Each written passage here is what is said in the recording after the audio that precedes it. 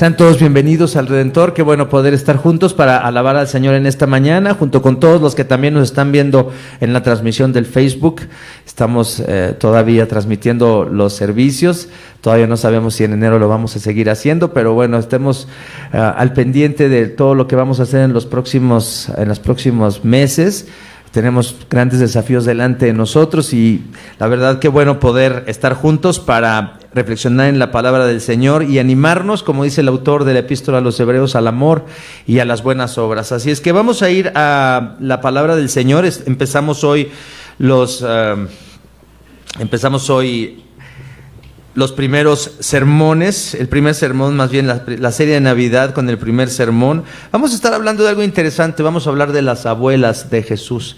Vamos a hablar de estas mujeres que están en la genealogía de Cristo y cómo Dios las eligió y cómo Dios tocó sus vidas y cómo Dios utilizó sus historias de verdad, a veces historias muy enloquecidas, algunas historias de violencia, algunas historias de desprecio, algunas historias de pecado, todas ellas obviamente llenas de dolor, de frustración, pero cómo Dios redimió a estas mujeres para que fueran parte de la genealogía de Cristo. Así es que hoy empezamos con esta serie, Las Abuelas de Jesús, que terminaremos el día 26 de diciembre.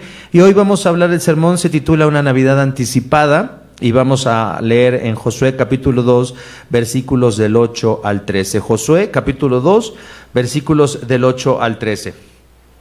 Dice así: Antes de que los espías se acostaran, Rahab subió al techo y les dijo: Yo sé que el Señor les ha dado esta tierra y por eso estamos aterrorizados. Todos los habitantes del país están muertos de miedo ante ustedes.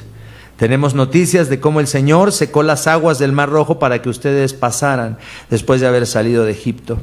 También hemos oído cómo destruyeron completamente a los reyes amorreos, Sihón y Og, al este del Jordán. Por eso estamos todos tan amedrentados y descorazonados frente a ustedes. Yo sé que el Señor y Dios es Dios de dioses tanto en el cielo como en la tierra. Por lo tanto, les pido ahora mismo que juren en el nombre del Señor, que serán bondadosos con mi familia como yo lo he sido con ustedes. Quiero que me den como garantía una señal de que perdonarán la vida de mis padres, de mis hermanos y de todos los que viven con ellos. Juren que nos salvarán de la muerte. Esta es la palabra del Señor. Y bueno, ya viene la Navidad y la verdad es que es un tiempo en el que si lo vemos superficialmente, ya empiezan las películas del canal Hallmark con sus historias de alguien que encuentra el amor de su vida en la Navidad durmiendo en un tren después de que despierta de un accidente, y historias de familias donde se reúnen todos y están las luces y están los árboles y los regalos, y después de un pequeño drama todo termina en abrazos, en besos. Esta Navidad comercial en la que se nos invita a creer que la Navidad resuelve todo, que es un tiempo de tanta felicidad, que es un tiempo de tanta alegría, de tanta unidad. Ese es el ideal. La gente está hambrienta de eso, de paz, de alegría, de amor, de tranquilidad, de comer cosas ricas en comunión con otros. Ese es el ideal de la Navidad. Pero en realidad la Navidad del mundo es una Navidad hueca, es una Navidad, si ustedes no lo saben, pero la Navidad es el tiempo en el que más depresión hay durante el año, en el que más suicidios se cometen durante el año. La Navidad sin Cristo es una celebración que no tiene ningún sentido, lleva a las personas solamente a gastar su dinero de maneras muy tontas, muy egoístas. Es realmente algo terrible. La Navidad sin Jesús es algo terrible, es algo de verdad terrible. Aunque el mundo quiera presentarlo como un tiempo de paz, de tranquilidad, en realidad sin Jesús, sin el mensaje de salvación, sin la persona de Cristo en el centro de la Navidad, realmente la Navidad es un tiempo terrible que solamente manifiesta la muerte espiritual en la que están todos los que no conocen al verdadero significado de la Navidad. Hoy vamos a hablar acerca de la historia entonces de Rahab, una mujer sin saber nada obviamente de la Navidad y que sin embargo conoció la salvación de aquel que es el origen de la Navidad. Fíjense de lo que vamos a hablar de Rahab, una mujer que sin conocer nada de la Navidad también recibió la salvación de aquel que es el centro de la Navidad, que es que es el origen de la Navidad, que es de acuerdo a la carne o de acuerdo a la genealogía de la humanidad de Cristo, su propio nieto. Esto es algo muy interesante. Vamos a hablar de 3 aspectos acerca de este texto. Vamos a hablar de una elección sorprendente, vamos a hablar de una petición desesperada y vamos a hablar acerca de un final deseado. Entonces vamos a hablar acerca de una elección sorprendente, una petición desesperada y un fin deseado. Así es que entonces vamos a la historia de Rahab. Rahab era una mujer de la ciudad cananea de Jericó, una ciudad que está muy cerca de Jerusalén, no muy lejos de Jerusalén. Se podía caminar de Jericó hacia Jerusalén. De hecho, nuestro Señor Jesucristo, cuando iba saliendo de Jericó, ahí se encontró con unos ciegos bueno, con el famoso ciego Bartimeo o con 2 ciegos, dependiendo de la historia que estemos leyendo. Pero ahí saliendo de Jericó se encontró con estas personas que estaban en una gran necesidad, iba camino a Jerusalén. Así es que Jericó era una ciudad que estaba cerca de Jerusalén y Dios había escogido que esta ciudad fuera destruida totalmente. Fíjense en Josué capítulo 6 versículos 17, Josué capítulo 6 versículo 17, dice: Jericó, con todo lo que hay en ella, será destinada al exterminio como ofrenda al Señor. Dios había decidido que esa ciudad iba a ser dedicada a Él y que todas esas personas que iban a ser eliminadas y todo lo que tuviera vida en esa ciudad iba a desaparecer. Vamos a explicar un poco más adelante cómo debemos de interpretar esto, cuál es la visión correcta cuando vemos a un acto tan aparentemente cruel o violento. Pero entonces esta ciudad estaba destinada al exterminio como ofrenda al Señor. Algunos expertos dicen que Rahab, por dedicarse a lo que se dedicaba, pues entonces recibía personas tanto de la ciudad como de fuera de la ciudad que le contaban historias, ¿no?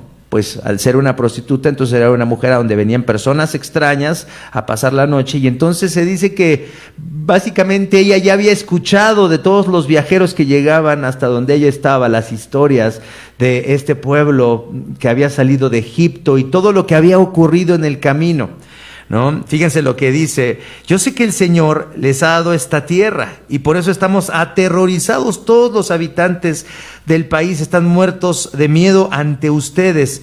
¿Cómo sabía eso? Pues obviamente por el contacto con toda la gente, de todos lo que había ocurrido con los reyes que estaban en el este del río Jordán. Aquí ella lo dice, ¿no? Dice: también hemos oído de cómo destruyeron completamente a los reyes amorreos Sihón y Og al este del Jordán. Por eso estamos todos tan amedrentados y descorazonados frente a ustedes. Vivimos ahora en una sociedad que está súper comunicada. Ahora cualquier cosa que esté pasando se puede estar proyectando en los teléfonos y subiéndola a las redes sociales, y sabemos lo que está pasando en el momento en el que están pasando las cosas. Pero imagínense en aquella época en la que solamente se escuchaban historias, estas historias de cosas que estaban pasando lejos de los que estaban escuchando estos eventos. ¿Qué habrán pensado al escuchar acerca de este pueblo que Dios había sacado de Egipto, liberado de Egipto, que había hecho que el pueblo pasara por el Mar Rojo en seco, que habían destruido a reyes poderosos que eran enemigos de Jericó y que con los que seguramente habían tenido batallas y que los habían destruido tan fácilmente? ¿Cómo un pueblo nómada que no tiene dónde atrincherarse, que no tiene dónde recibir, dónde recuperarse de una batalla, cómo un pueblo que viene en un sentido como nómada puede enfrentarse a estas ciudades amuralladas de Canaán? Dice Rahab: estamos muertos de miedo, estamos amedrentados, estamos descorazonados frente a ustedes. Pero lo que vemos aquí es cómo el Espíritu de Dios había escogido que Rahab creyera que esto era verdad. No lo había visto, no le constaba, pero su corazón estaba convencido de que esto era verdad. Fíjense qué pasa. Dios tiene que elegir a Rahab y enviar su Espíritu Santo para que Rahab pueda creer que esto que está pasando es verdad y que lo que viene es el exterminio de la ciudad de Jericó, y que si no hace algo no van a tener salvación ni ella ni su familia.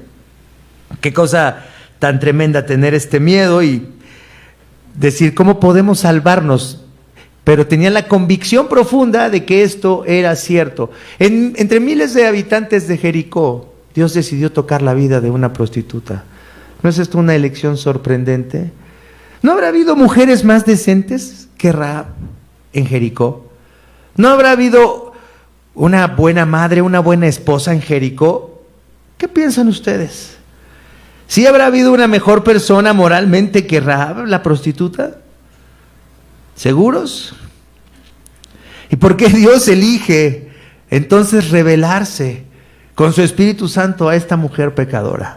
En la historia de la Biblia hay muchas mujeres pecadoras de mala fama que fueron invitadas a acercarse al Dios Santo, que fueron invitadas a recibir perdón, que fueron invitadas a cambiar sus historias. Esa es una característica del Evangelio, en donde vemos que el Señor, que Dios por medio de nuestro Señor Jesucristo invita a las personas despreciadas, a las personas que sienten vergüenza de sí mismos, a las personas que están atemorizadas como Rahab, a que se acerquen a Él.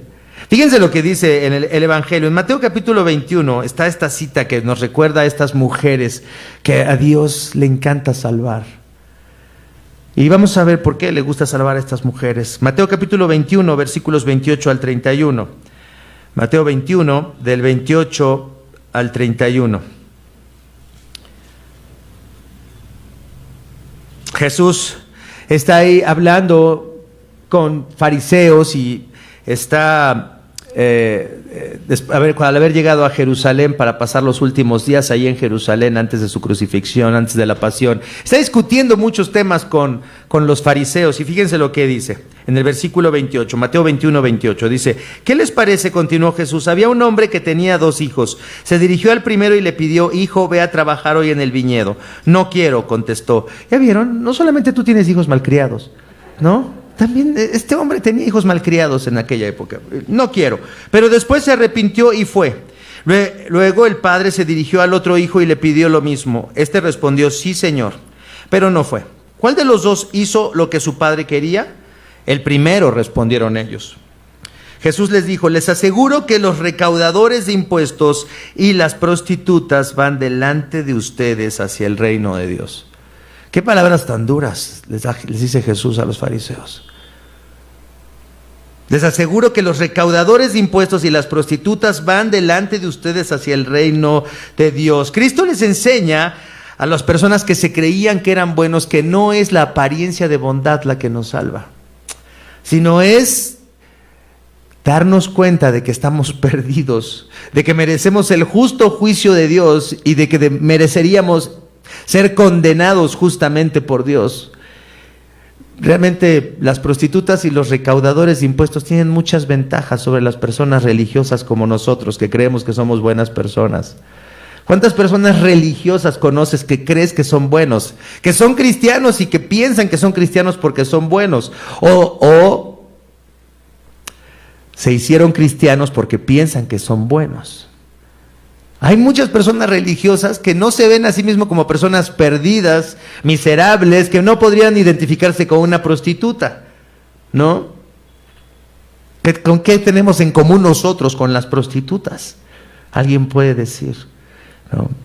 Eso le decían a Jesús los fariseos, ¿verdad? Nosotros no somos hijos de fornicación, nosotros somos descendientes de Abraham. Personas religiosas, personas que creen que son buenos, y Jesús dice: ¿sabes qué? Ustedes están más perdidos que las prostitutas y los recaudadores de impuestos, porque ellos saben que merecen el justo juicio de Dios, saben que son malos. Qué lástima que ustedes no reconozcan que ustedes también son tan malos como ellos, que están tan perdidos como ellos. ¿Qué piensan en esta hora? ¿Cómo se sienten ustedes al pensar en que nosotros no somos mejores que Rahab, la prostituta de Jericó? ¿Realmente nos vemos así, tan perdidos como ella? ¿Realmente nos vemos tan necesitados como ella? Ella estaba aterrorizada por lo que había oído hablar de este Dios, de los israelitas, y además vivía una vida de vergüenza, obviamente, por dedicarse a lo que se dedicaba.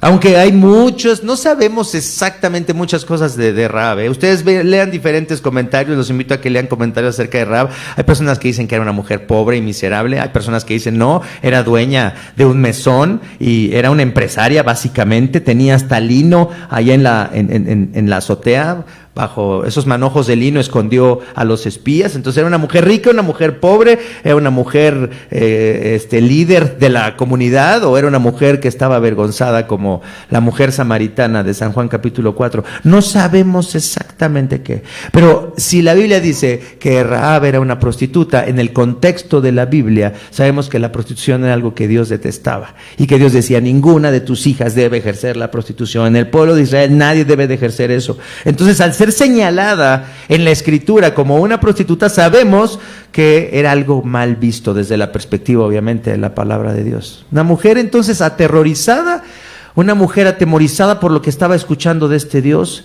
y creía que era verdad, pero también elegida por Dios a pesar de su condición.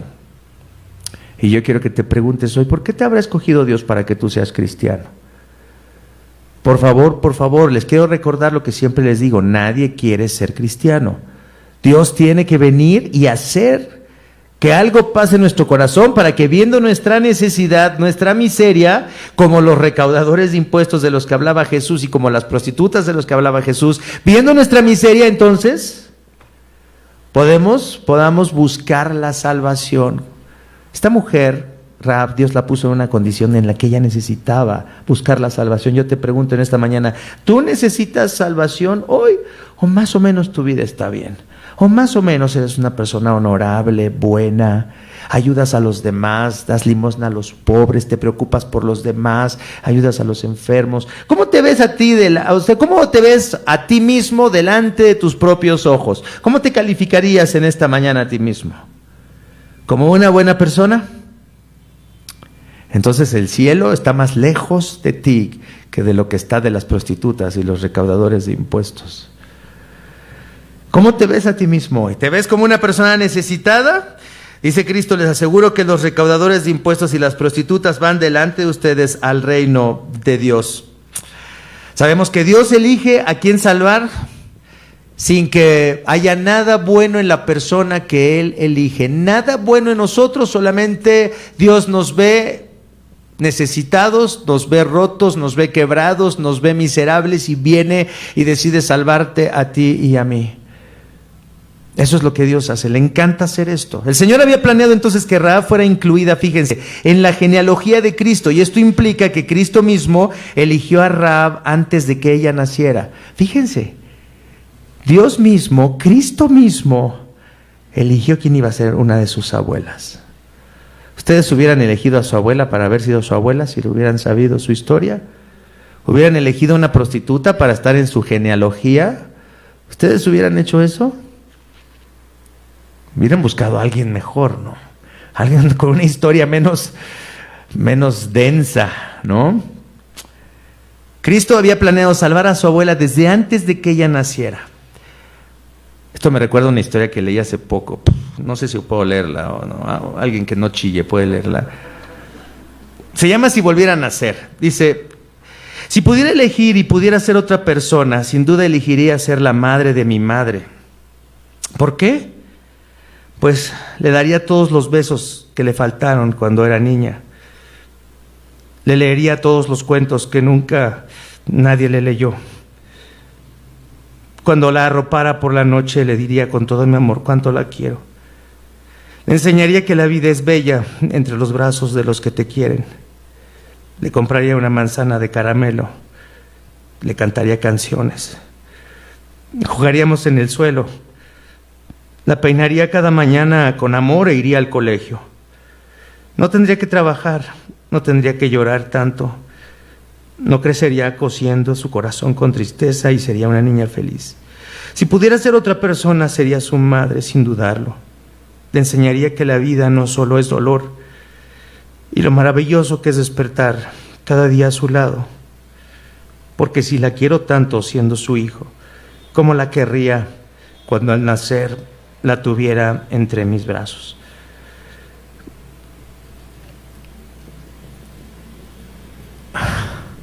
Jesús eligió quién iba a ser su abuela. La amó, vio su vida, vio su desastre,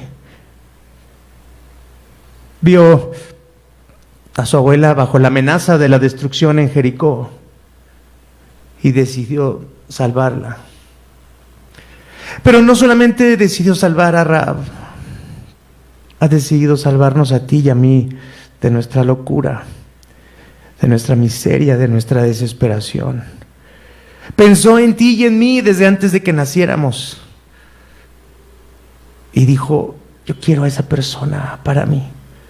Oye, pero ¿qué no ves? Hay muchas personas mucho mejores que esa persona. Hay personas mucho mejores que Víctor Cruz, más decentes, menos pecadores, más buenos, que aman más a la gente. Dice: no, esa persona va a ser mía, va a ser alguien que yo voy a salvar. La amo desde ahorita y voy a dar mi vida por ella. La salvación que nosotros conocemos en Cristo está ahí. Estaba incluida, ¿quién? Estaba incluida Rahab. En esa salvación que tenemos en Cristo estaba incluida Rahab. Jesús entonces amaba a su abuela desde antes de nacer y la había elegido para que muchas personas conocieran su historia y se maravillaran de su historia. Una historia tal vez como la nuestra, como la que acabamos de leer, una historia de dolor, una historia de quebrantamiento, de insatisfacción, de rechazo, de odio, de rencor.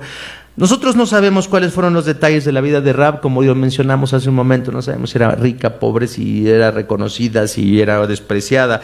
Pero lo que sí sabemos es que Cristo sí sabía los detalles de la vida de Rahab. Cristo sí conocía la historia de Rahab y dijo: esta mujer va a ser mía. La Navidad es el tiempo entonces en el que Dios vino a cumplir esa salvación que Dios le dio a Rahab. Fíjense, cuando creyó en ese Dios que salvó a los israelitas de Egipto. Fíjense lo que estoy diciendo. La Navidad es el tiempo en el que Dios vino a cumplir esa salvación que Dios le dio a Rahab. ¿Saben cuántos años antes de la Navidad? 1500 años antes del nacimiento de Jesús estaban ocurriendo estas cosas allá en Jericó.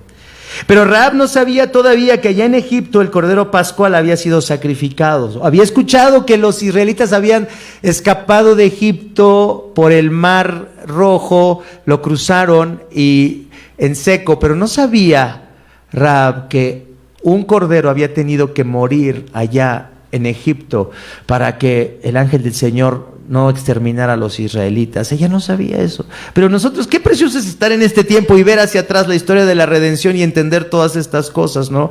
Y ver cómo Jesucristo es el cumplimiento de ese Cordero Pascual que fue sacrificado en Egipto. Pero sin embargo, lo que podemos entender es que la historia de Rahab y su salvación estaba incluida ¿en quién? En Jesús. Ahí estaba incluida en Jesús. Nadie elige la salvación. Rahab, como todos nosotros, no se hubiera salvado si Cristo no la hubiera escogido para ser su abuela. Dios busca a los que ama, les da la fe para que crean.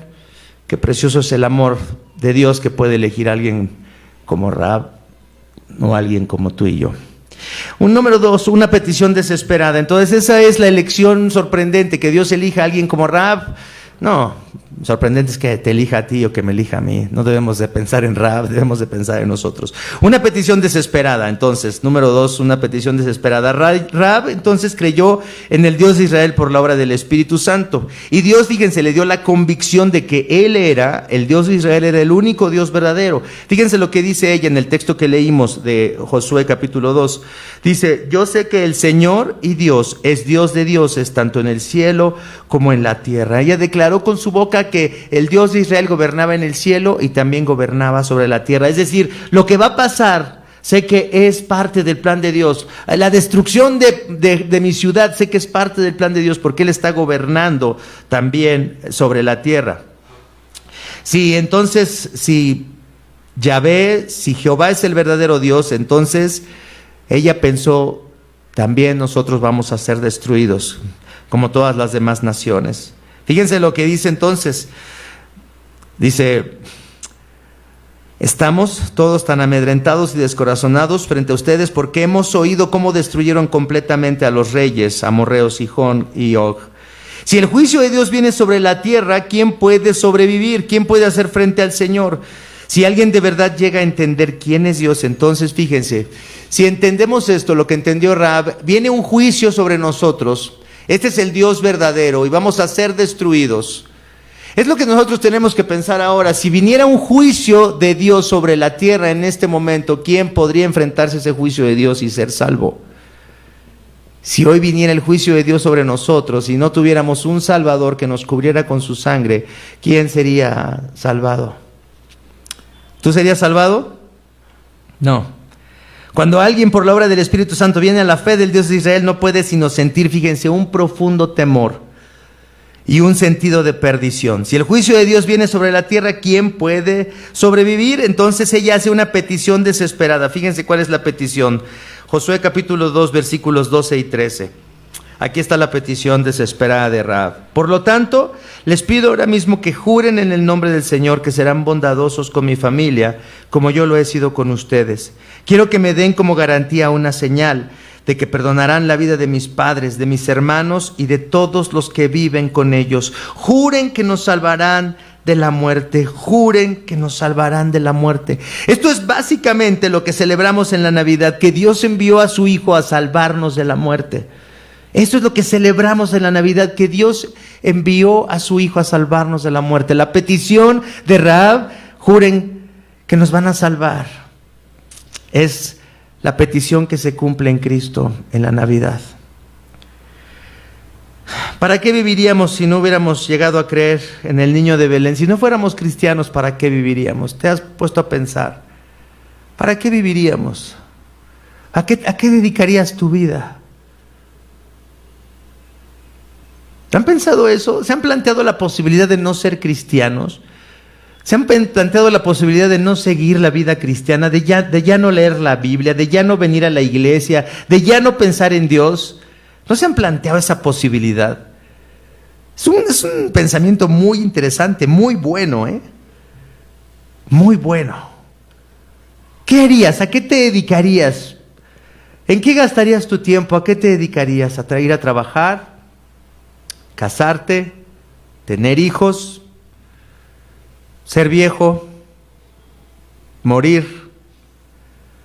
¿Eso es lo que les ilusiona a ustedes? ¿Eso es lo que llenaría sus vidas? ¿Creen que esa vida les daría satisfacción, esa vida? ¿No suena bien esa vida? ¿No suena bien? Irse a vivir a un lugar que les guste, donde les guste vivir, donde se sientan a gusto, donde haya un buen clima, una bonita playa. ¿No les gustaría hacer eso y ya no tener ningún problema, tener mucho dinero en el banco, comer todos los días lo que a ustedes les guste comer, todos los días lo mejor que haya? ¿No les gustaría hacer eso? Viajar por todo el mundo, comer las mejores comidas. ¿Cómo se llamaba el famoso chef que se suicidó? ¿Se acuerdan? ¿Cómo se llama? Bourdain, Anthony Bourdain. Todo el mundo dice, oye, ¿qué trabajo tan padre? O sea, ¿por qué? O sea, ¿cómo no puedo tener el trabajo de Anthony Bourdain? Debe ser la persona más feliz del mundo. Se la pasa viajando, le pagan muchísimo, es una celebridad y puede hacer lo que quiera, conocer los mejores lugares, comer las mejores comidas. No nos llenará eso. ¿No será suficiente eso para llenarnos? Si no fueras cristiano, ¿a qué dedicarías tu vida?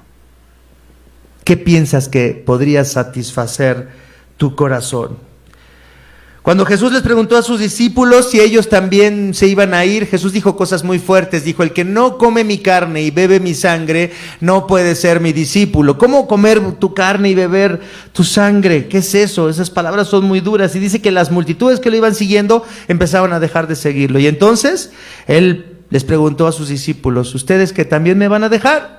Porque esto que digo es difícil, o sea, es decir, tienen que participar, tienen que estar tan necesitados de salvación que necesiten mi muerte, es lo que está diciendo Jesús. Que necesiten que yo dé mi cuerpo y mi sangre y sea derramada para perdón de sus pecados, es lo que está diciendo Cristo. Y la gente lo empezó a dejar. ¿Y qué le respondió Pedro? ¿Se acuerdan? Señor, ¿a dónde iremos? Solo tú tienes que...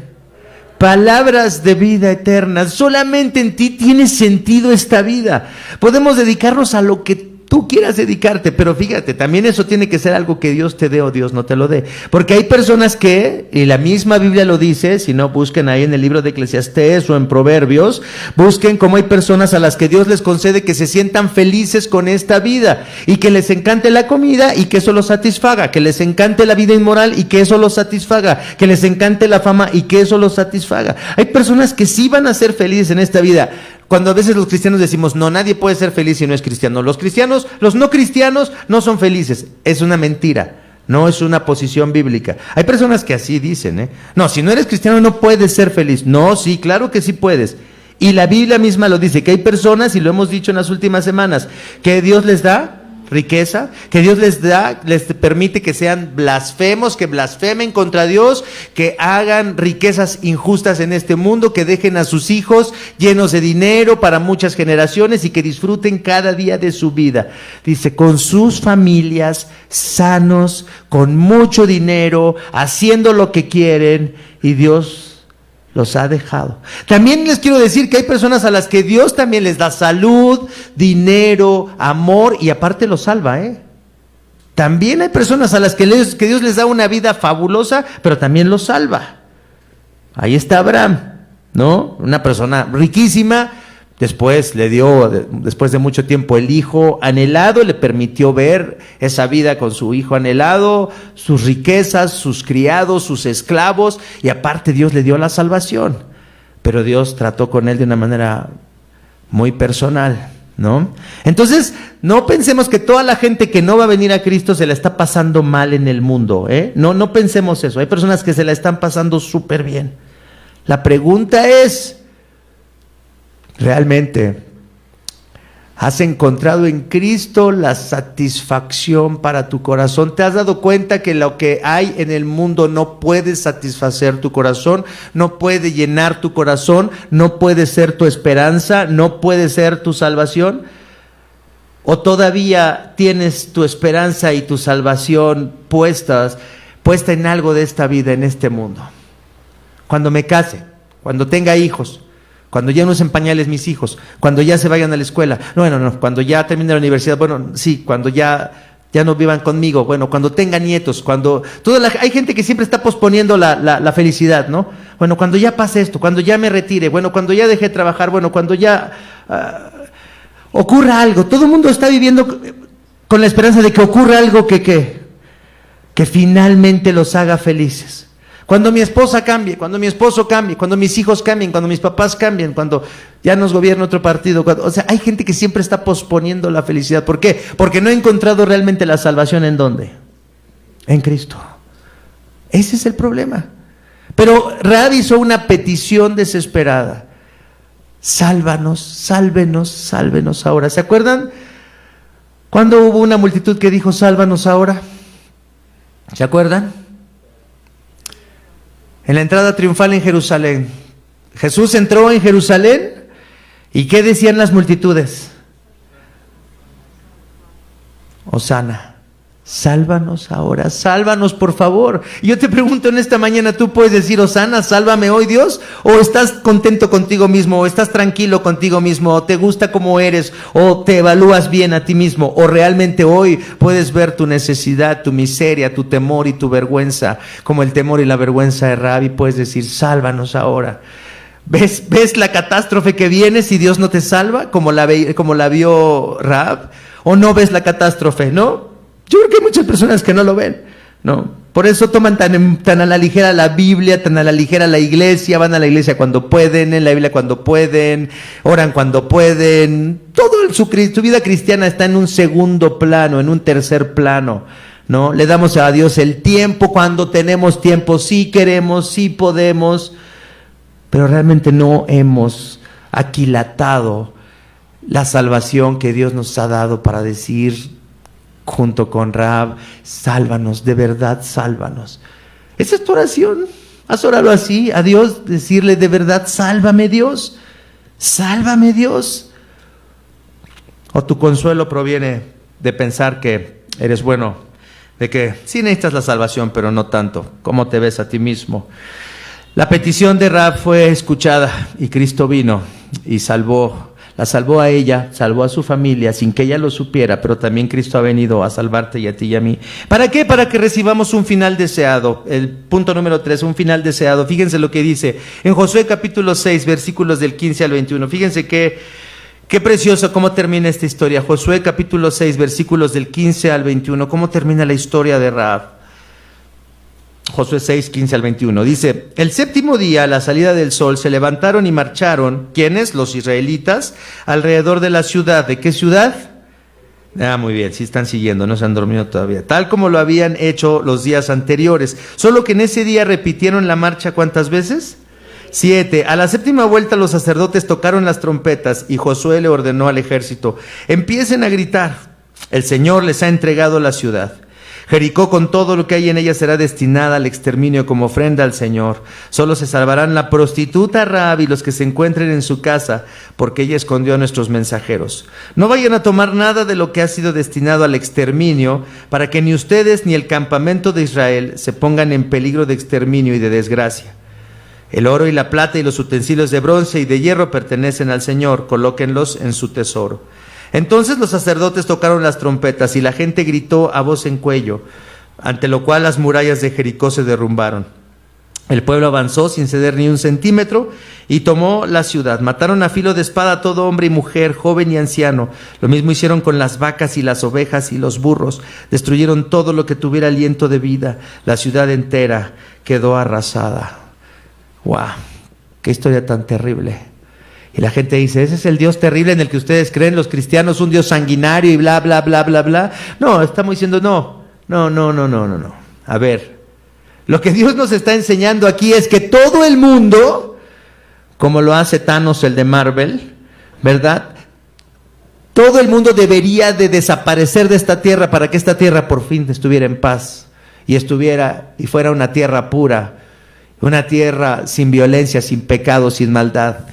¿Se acuerdan de lo que dice Thanos? ¿No? En los Avengers, que dice, es que si quitamos a toda esta gente, todo se va a componer. Vean qué preciosa creación. ¿No sería precioso contemplar la luna, las estrellas, el desierto, el mar, sin toda esta maldad, sin toda esta gente malvada?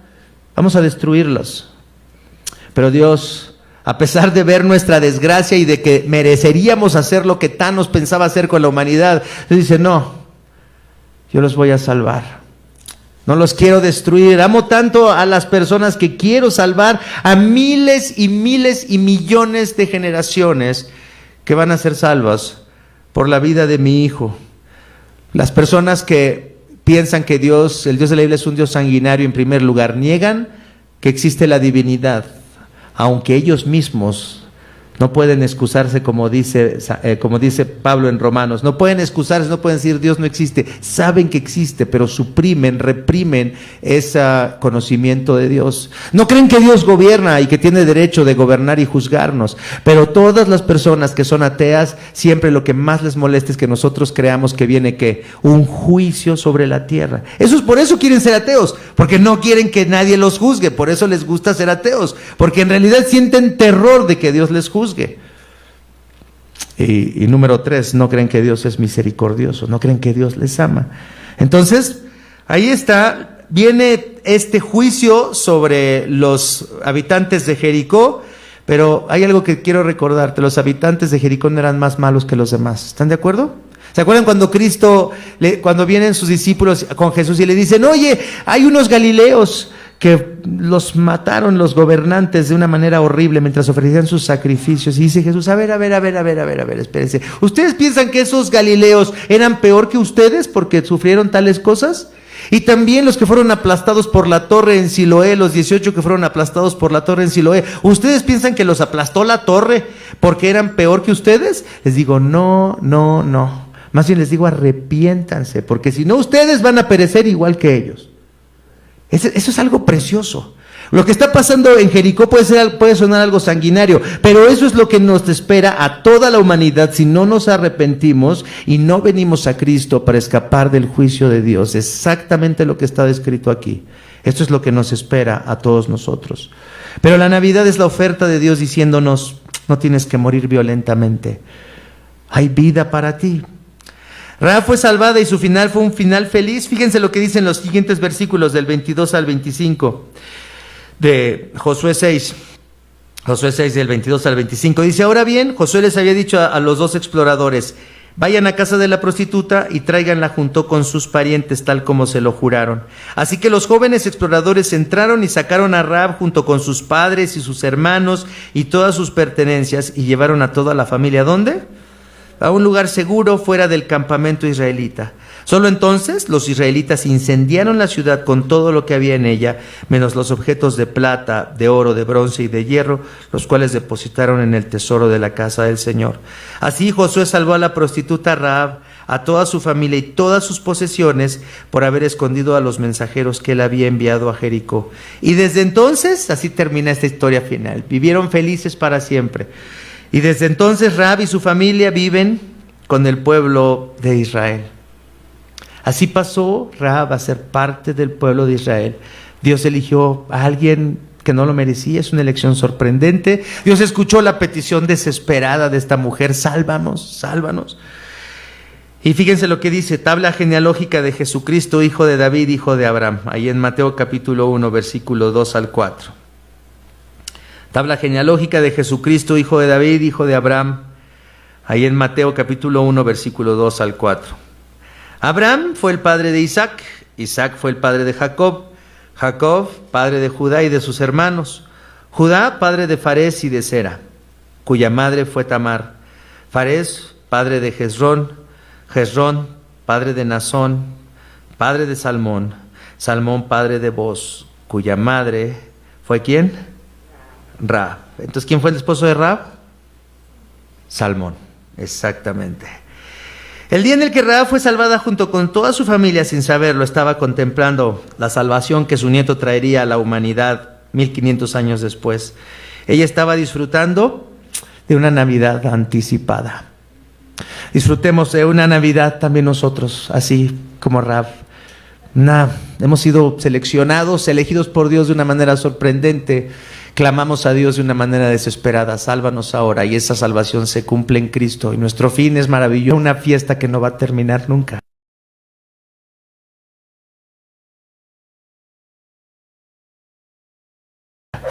Nuestro fin es maravilloso, pongamos nuestra fe en Jesús. Padre Santo, te agradecemos por este día, por recordar esta historia loca, trágica, alegre, preciosa, llena de esperanza, llena de cosas terribles que el pecado ha hecho en este mundo, pero lleno de tu gracia. Esta historia llena de gracia, de salvación y de esperanza. Señor, ¿a quién iremos nosotros, Señor? Sin ser mejores que la prostituta, también hemos recibido tu amor y tu gracia. Pensaste en nosotros como Cristo pensó en su abuela. Y, Señor, ahora nos has escogido para que podamos conocer tu salvación, esa salvación que viene en Cristo Jesús. Gracias por rescatarnos del sinsentido de este mundo, de una vida vacía, de una vida hueca. Gracias porque nosotros entendemos el significado de la Navidad. Ayúdanos, Padre, no solamente a disfrutar de nuestra relación contigo por causa del niño que nació en Belén, pero ayúdanos, Padre, también en estos días, en estas semanas que vienen. Danos oportunidades de hablar de Jesús, de hablar de su salvación, de invitar a otros a que también pongan su esperanza en Cristo. Pero sabemos que ahí tiene que obrar tu Espíritu Santo, como obró en Rahab y como ha obrado en nosotros. Oramos para que tu Espíritu Santo vaya delante de nosotros en las semanas que vienen, y que pongas, Señor, alrededor de nosotros las oportunidades para testificar del amor que nos has dado por Cristo Jesús, tu Hijo. Amén. Amén.